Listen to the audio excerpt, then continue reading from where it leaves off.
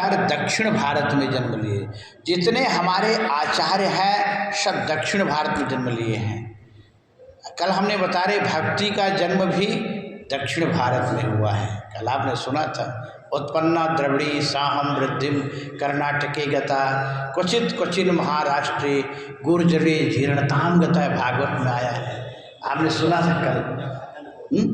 तो भक्ति का और प्रवाह बढ़ाने के लिए इन आचार्यों का जन्म हुआ कहाँ? ये दक्षिण भारत में। केरल में भी शंकराचार्य हुए, उनको भी बताएंगे। तो रामानुज का जन्म हुआ दक्षिण भारत में, और रामानुज आगे चल कर के विवाह भी कर लिए थे, विवाह भी हो गया था इनका। लेकिन ये फिर अपने पत्नी को छोड़ करके और ये बस वेंकटेश्वर भगवान का, ये लक्ष्मी नारायण भगवान का उपासना करने लगे रामानुज। तो रामानुज लक्ष्मण के अवतार हैं। देखो, राम के अनुज लक्ष्मण हुए, त्रेता में आए, द्वापर में यही बड़े भैया बने दाऊ दादा, और कृष्ण छोटो भैया, और इसमें फिर ये आगे आ गए, कम बेसी त्रेता में छोटे बने, द्वापर में बड़े बने, कलयुग में फिर आगे आगे इनका जन्म हुआ रामानुज का। तो विवाह किए। फिर रामानुज ने बहुत भक्ति भाव के, बहुत वो भगवत प्राप्ति की, बड़ा उपदेश दिए रामानुजाचार्य ने। रामानुजाचार्य की एक बात हमको याद आ रही है कि रामानुजाचार्य के जब गुरु ने रामानुजाचार्य को दीक्षा दिए, ये भी गुरु बनाए थे, और ये कहे थे कि ये जो मंत्र मैं दे रहा हूँ, इस मंत्र को जोर जोर से चिल्लाना नहीं। गुरुदेव जो मंत्र देते हैं कान में, गुरु मंत्र, तो वो गुप्त रूप में देते हैं। इसलिए देखो, जहाँ मंत्र देते हैं तो वहाँ घड़ी घंट बजाते हैं, कीर्तन करते हैं, लोग बैठे रहते हैं, कान में कपड़ा उड़ा के देते हैं। ऐसे ही प्रथा है। हमारे गुरु जी भी इसे दिए, हम भी देते हैं इसे दीक्षा, किसी को देते हैं।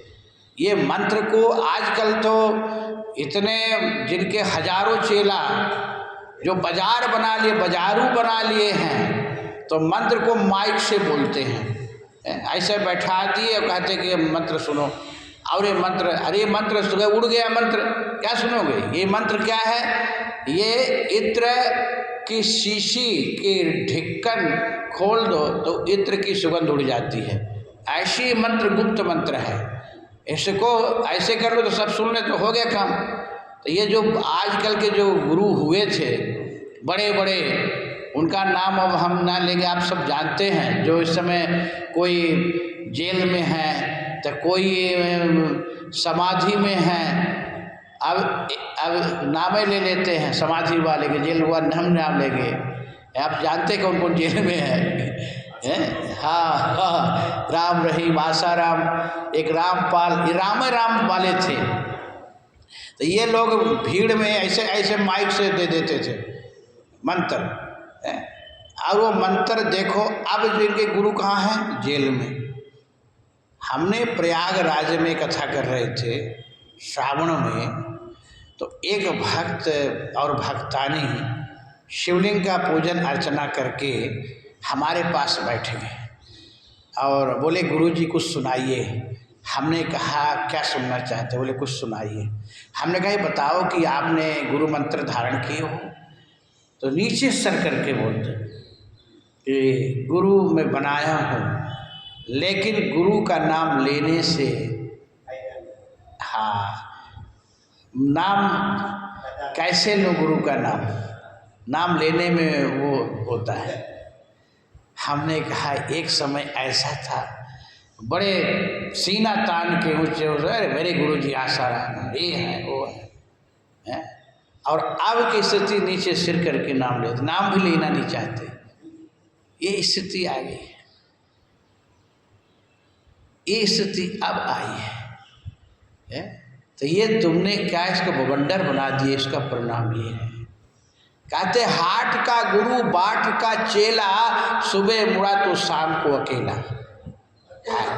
हाँ, हाट का गुरु बाट का चेला, हाँ, सुबह मुड़ा तो शाम को अकेला।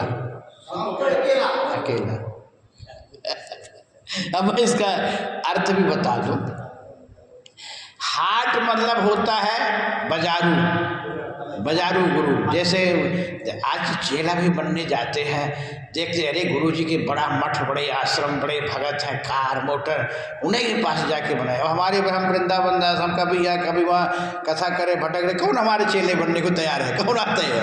हालांकि हम भी आश्रम बना रहे हैं, धीरे धीरे कुछ बने हैं, तो आश्रम जान के आते हैं। कहते गुरु करो जान के, पानी पियो छान के।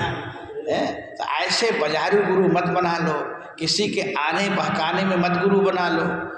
और ऐसा गुरु बनाए तो कहते कि हरई शिष्य न शोक हरई, सो गुरु घोर नरक मह परई। गोस्वामी तुलसीदास जी कहते हरई, ऐसा गुरु शिष्य का धन ले लिया, धन लिया, शोक नहीं हरा, काम क्रोध लोभ संसार के बंधन से मुक्त नहीं किया, भगवत प्राप्ति नहीं कराया, ऐसे गुरु से घोर नरक में जाता है। बहुत गुरु ऐसे कि अरे चेला बनाते करे, इसके पास बड़ी प्रॉपर्टी है, बड़ा ठेकेदार है, बड़ी कंपनी है, एक से चलो पैसा आता रहेगा इसलिए बना ले, आज जब जाओ, जब आओ चेला बना लेते, आओ चेला, ऐसे कहे आओ चेला बना लेते हैं।